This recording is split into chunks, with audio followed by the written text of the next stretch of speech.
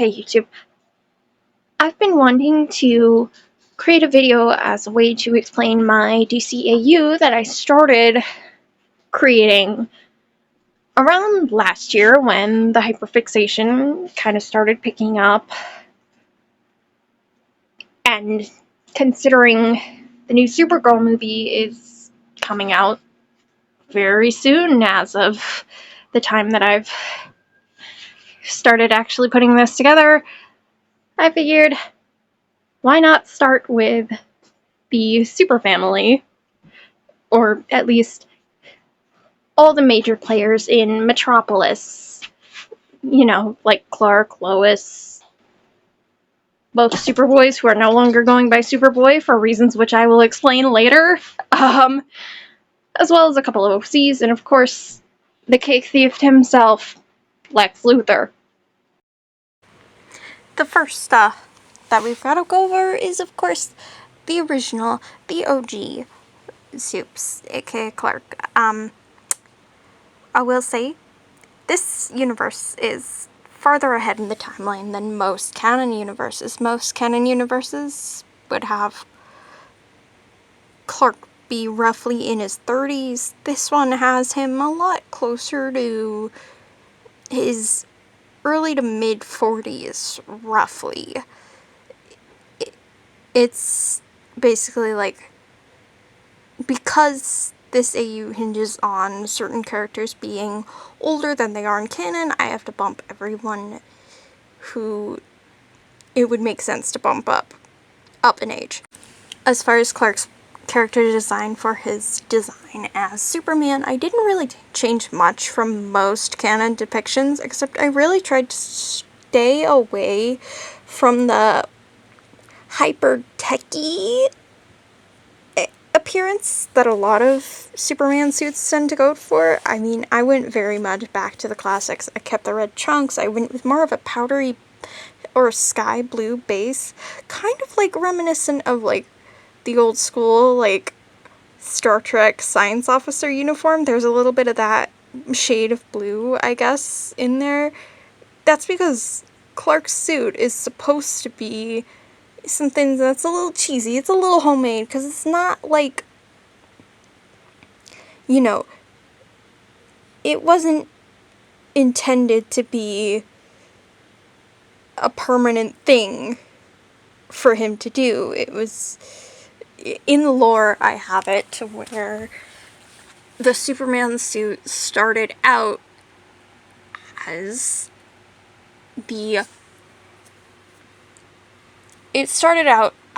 a skin suit that would have been worn by a Kryptonian who was to be cryopreserved. And then there was also a warming blanket, and that blanket became the cape, and the skin suit became the undersuit.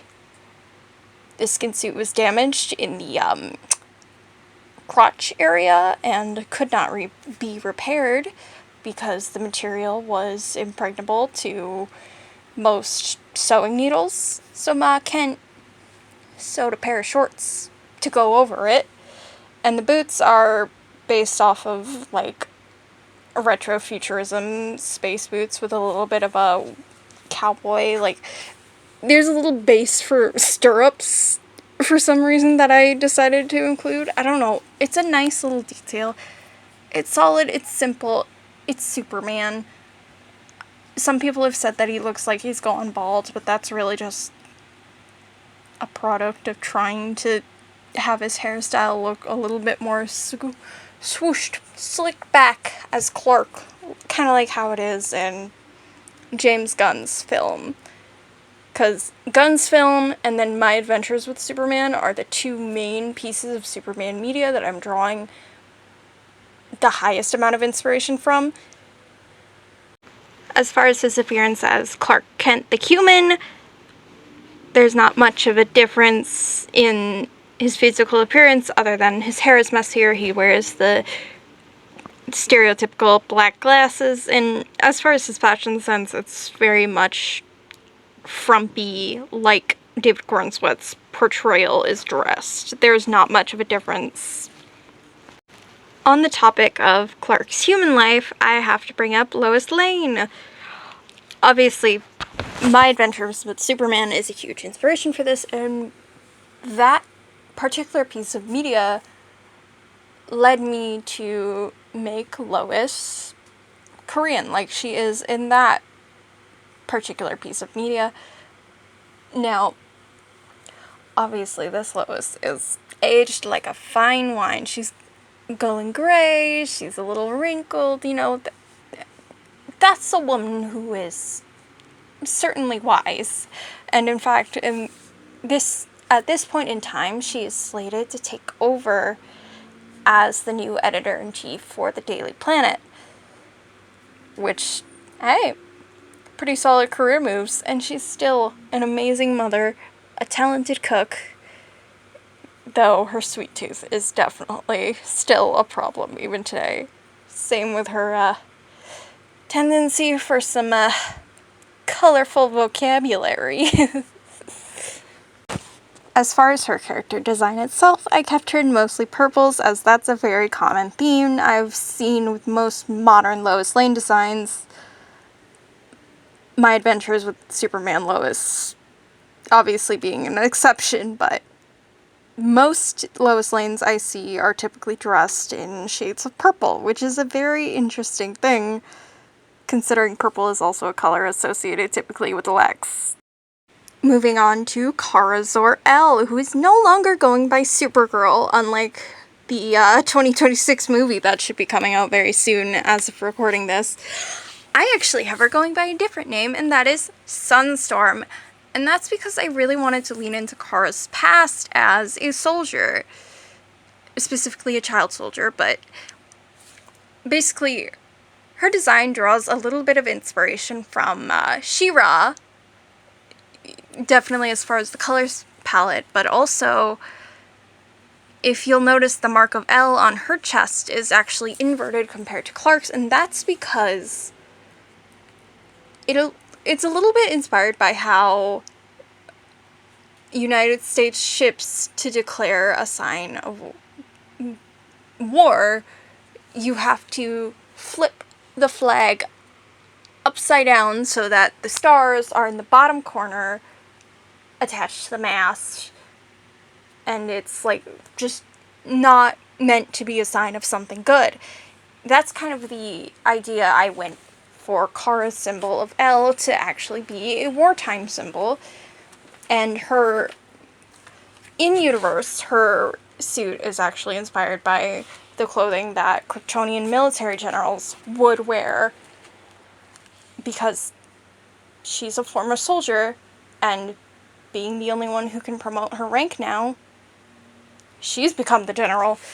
Of course, she does have some cute aspects of her, I guess, acceptance into drawing into more of Earth culture. I've kept her skirt, though I do think that ideally underneath she does have some safety shorts just for the sake of not accidentally flashing anyone. I mean, she's not a speedster, for crying out loud.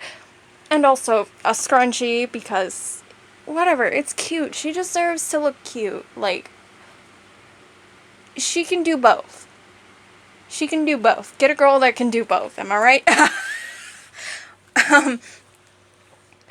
Kara's character in and of itself actually ties in with one of the animal characters who I will be talking about later in the video. Kryptonians are fueled by the sun, and you know what happens when the sun goes boom? It goes supernova, and that is the identity that I have chosen to give Khan. Mostly because he can't stay Superboy forever, and honestly, the name Supernova is fairly fitting for a character who has literally died and then been brought back non-consensually. Speaking of the lack of consent, there's a lot of issues with that as far as Khan's backstory goes, as so I've been told by my lovely friend Spence. So now, as a full-fledged, actually legal and fully grown adult, none of that clone accelerated growth funkiness getting in the way, Khan mostly works with at-risk youth. Mostly teens who, like him, are, or like he was during his Superboy days, at risk of being taken advantage of by adults with not necessarily the best intentions.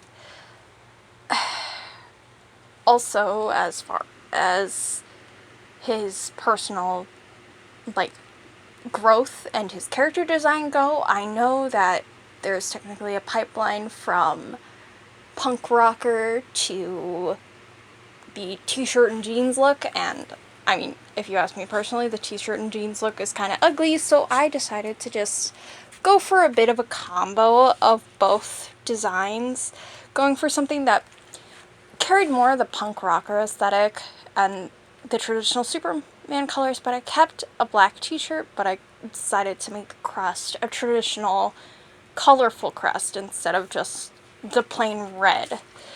I also gave him bleached ends because, why not? Seems like something he would do.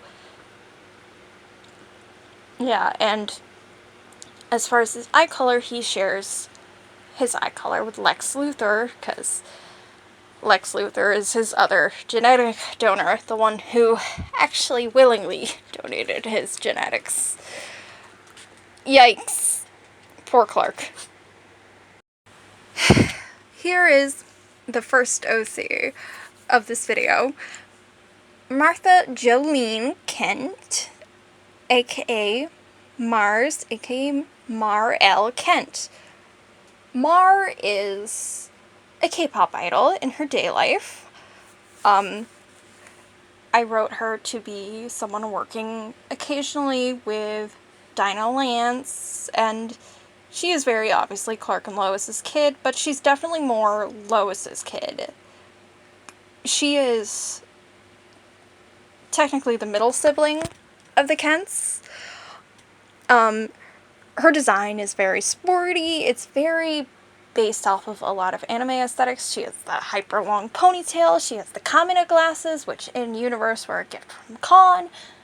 And her super name is Superstar because that's what she is. I do have it written down somewhere that she more so works in the Asia sector.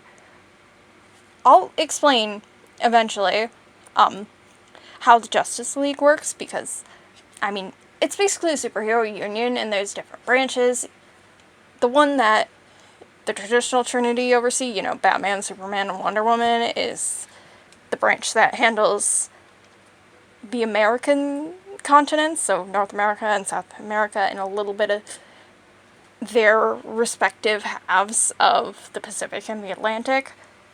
Then there's a Justice League that handles Europe and Northern Africa.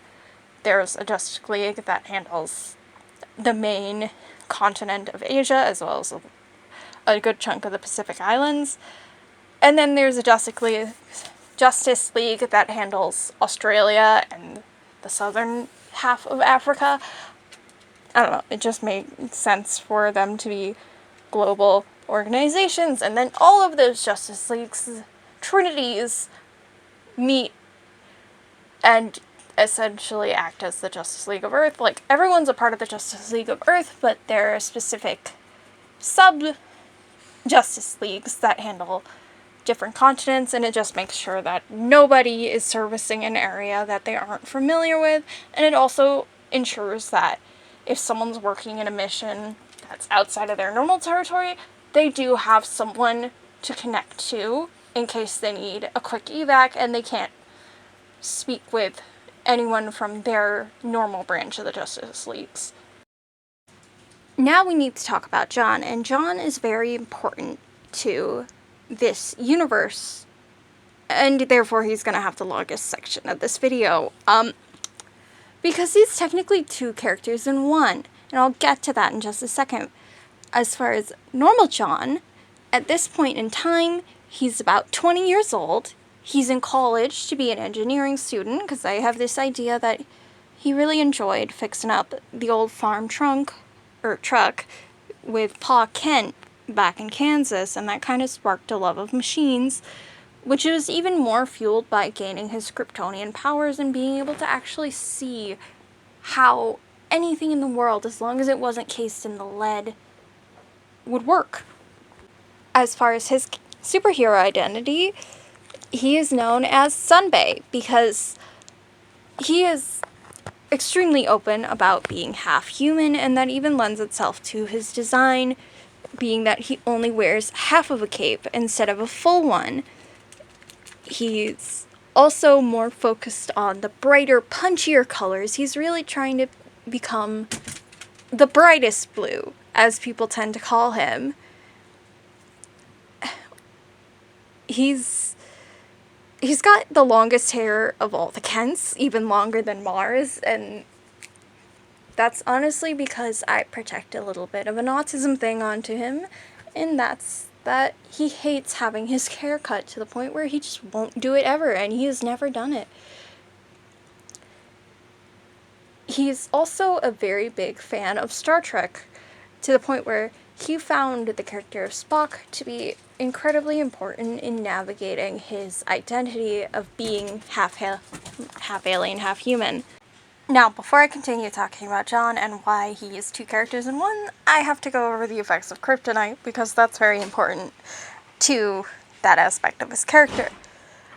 Green kryptonite is as typical as it is in canon, but historically on Krypton it was mined as a power source. All variants of kryptonite were naturally found on Krypton before its destruction, except instead of basically winding up through the cosmos through some reaction the Kryptonian regolith had with the vacuum of space, it was literally just, no, this stuff was underground the whole time. They knew it was toxic from the very beginning, the green one, but they still used it as a power source. It's their uranium, or arsenic, depending on the effects it has on the individual Kryptonian or demi-Kryptonian in John and Mars' case. As far as the red one, I have it listed as a rarer form that reduces inhibitions much like alcohol would in a human. It has some power production, but it's less worth it to use it as a power source than you would with regular green kryptonite, and historically on Krypton, it was ground up and used as a street drug, like a little bit of that funky nose candy that humans apparently like, though I don't see the appeal of that. The pink one, I know in certain canon universes it either flip-flops your sexuality, so it makes you either gay if you were straight, or straight if you were gay, or it transes your gender. I'm not going with either of that. I'm just saying flat out, that shit's just an aphrodisiac. For underdeveloped Kryptonians, it just makes them extra clingy and just want to cuddle with someone they are close to. For adult Kryptonians or Kryptonians who experience sexual attraction, yeah, it basically triggers a mating cycle. There's an idea for the fanfics. The blue one, it's a chill-out street drug on Krypton with an effect similar to cannabis in humans on Earth. And there's also very little power generation. The black one. Black is extremely rare, and the effects are random, and it never affects the same organism the same way, like, as another. Like, it wouldn't affect Clark the same way it affects John. The same thing goes for gold, and gold is the more common variant of red, or of black, and the gold one is the kind that creates the unique situation that lets John be two characters in one. For you see, John has a second personality known as Red, or Red Sun. Red is the product of his exposure to red kryptonite as a very young child, when his powers were first developing, and as a result, Red mostly remained dormant within John's psyche, only really manifesting when the body came in contact with more red kryptonite, or when the two would become split by gold kryptonite. This is something that I'm aware exists in canon, but it more so splits John into red and blue John. I decided to go with a slightly different variation on that because I thought it would make for a lot more interesting stories to tell, especially considering that Red does not consider himself and John to be the same person, nor does he consider them to be family. He can consciously recognize that they need each other to remain alive in order to stay alive, because if they wander too far from each other when split, or if one of them dies when split, they both will die, because there is only one soul for their shared organism. And it honestly leads to a lot of existential stuff, especially because Red is the manifestation of a lot of John's bad qualities. His anger, his internalized misogyny, his tendency to treat everyone around him like dirt. And it's not like something that John wants. That's not who John wants to be. And as a result, he's kind of shut that down. But when he first got exposed to red kryptonite, that awakened all of those darker urges. And because of unique Kryptonian physiology, it manifested a second personality who just kind of...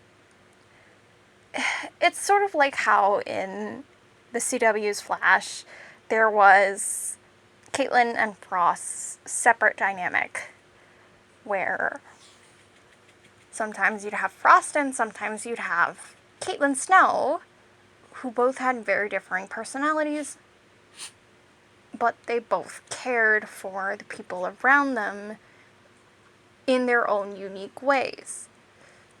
Red doesn't necessarily love things, he just tolerates them. And he's gotten to the point where he can generally, hold a meaningful and almost philosophical conversation with someone John knows and talk about things that John can't talk about.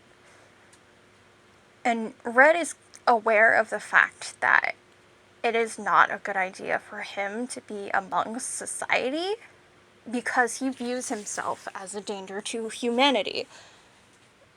Red is of the understanding that if he were to be free, or if he were to be the only one in control of the body, essentially if John were to disappear and he were to be the host,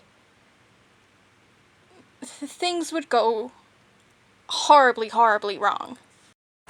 Now I'm going to talk about the second OC to appear in this video, and that is Astrologer, aka Colin Lee Luther Farrick.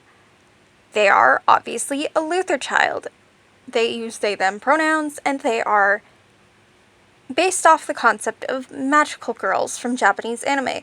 They're also the character who my DC Universe Online character is based off of, and the background footage that's been used throughout this video is of them flying around the game's version of Metropolis, because I thought it was fitting.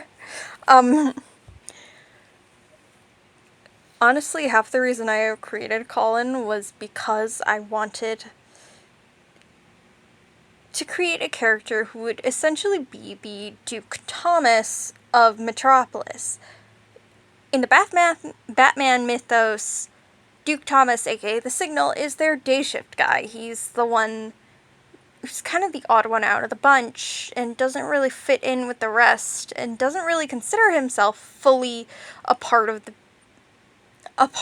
the main thing, but is still an integral core character to many storylines and a very well-loved character by the fandom.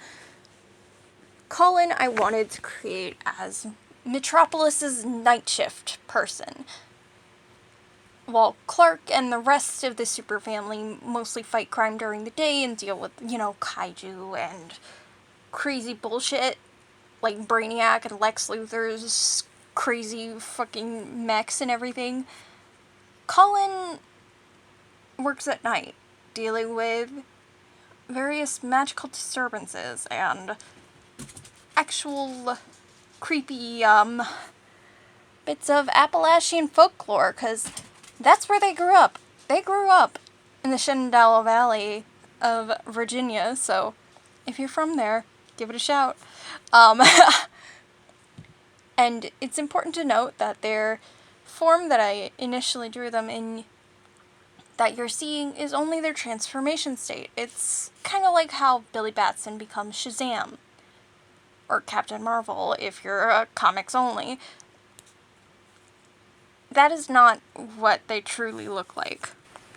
As far as Colin's civilian design, as well as their life outside of being a hero, they are very obviously a ginger. They are 25 years old. They are very clearly Lex Luthor's child, but they did not inherit his baldness. And as far as their career choice, they are a photographer for the Daily Planet. They work under Jimmy Olsen, which leads to some really funny shenanigans, because technically Clark is their boss in both the hero world and the civilian world, but neither know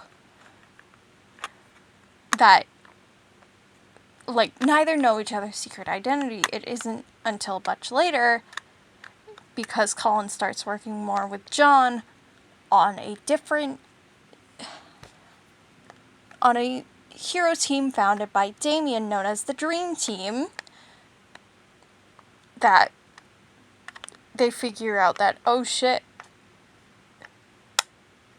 wait, my boss is also my other boss? It is worth noting that Colin is part of the same age group that Con and Tim are part of, but they did not meet Con until much, much later in their life, and didn't even know that they were technically half-siblings with him until very, very recently.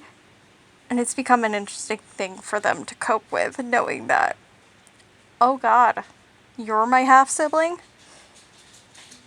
Their mother was a research assistant of Lex Luthor's, known as Moira Farrick, who sadly passed away in childbirth when she was visiting a colleague in the little town of Ashwood, Virginia. Unfortunately, the people of that town did not know about Colin's other parent, so Colin was placed into the care of the sheriff's deputy, Matthew Lee, and his wife, Estelle Lee, who was a member of the local tribe known as Stargazer. Stargazer was Colin's mentor and taught them everything they knew about magic, and acted as a second mother figure until they too passed away, leaving Colin alone, pretty much. Now, of course, we have to get to the cake thief himself, Lex Luthor. Here's the thing. For his character design, I did not draw him in a traditional business suit, nor in his traditional mech suit. Instead, I've drawn him in something inspired by a plug suit from Neon Genesis Evangelion, because Lex just has a giant fucking mech. Like, taller than the LexCorp building itself. Now, there's a key bit of lore to Lex and why he is the way he is. He did not start out as an evil megalomaniac. He's just a capitalist, which, I mean, still eat the rich. But, he started out as a billionaire who was, well, no, he wasn't even a billionaire. He was just some tech mogul who started up LexCorp as in-universe LexCorp is a bit more like the tech giants of today. It's very much... Lex is pretty much the combo of Jeff Bezos and Elon Musk. He's their forbidden love child, in a way. But anyway, LexCorp does a lot of things. It does construction, it does manufacturing, it does R&D, it has government contracts, it has city contracts, and one of the city contracts, way back in the early 2000s, was to effectively construct a new public transit tunnel in order to gain additional airspace to rebuild the LexCorp Tower. That's based off of how New York City handles its allotment for vertical building. And as a result, when they dug the tunnel underground, they discovered a mysterious green liquid. Yeah, it's pretty much a diluted Lazarus pool that Lex Luthor's construction team found. Lex, of course, basically kept it to himself and tried to research the substance and figure out what it was and how he could monetize it. He did discover it had rejuvenating capabilities, but it was very weak in its effects long term. It's a diluted supply, unlike a supply that would typically be found by, like, the League of Assassins supply. Now, he pretty much just shelved the idea because it was so weak that he didn't believe that he could monetize the substance, so he just had it all pumped into tanks and stored it with the intention of further researching it at some point when developments were made to try and purify the liquid to see if he could monetize it and turn it into a potential pharmaceutical product.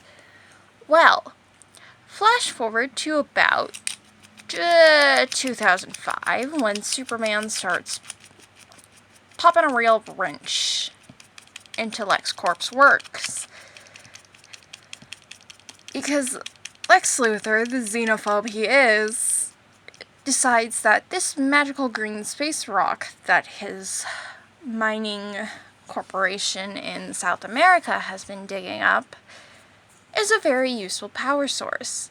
So with a city contract, he sets up a new nuclear power plant in Metropolis that is fueled by this mysterious new radioactive isotope. And he also uses this radioactive isotope to power all sorts of LexCorp technology, including his magnum opus, his LexMech. Unfortunately, and unbeknownst to him until much, much later, the LexMech gives him the kryptonite cancer. And it is constantly killing him to the point where the only thing that is keeping him alive is having the Lazarus water constantly injected into him, which is why he wears the plug suit. He wears it all the time, even under normal clothing. He cannot take it off, or he will die within 3 days of his supply being cut off.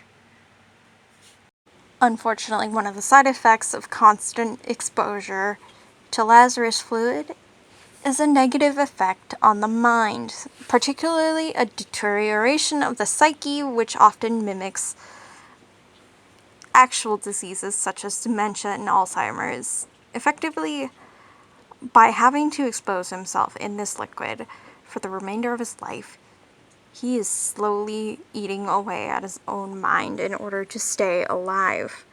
As a result, his decisions have become more and more questionable as time has gone on. The same thing has happened to Ra's al Ghul, except Ra's al Ghul is a lot more noticeable because he bathes in pure Lazarus fluid. It's really something. Time for a rapid fire round of all the super pets. First off is Comet the Super Horse. This is Kara's horse, who was her mount as a soldier. One thing to note about the difference between this Comet and the Comet often depicted in the comics is that there is no weird, he's secretly a man inside a full horse's body. No, he's just a regular space horse. Well, he is the only quote-unquote man that Kara would ever let touch her. That's because Kara is a certified horse girl, and she loves her horse to death.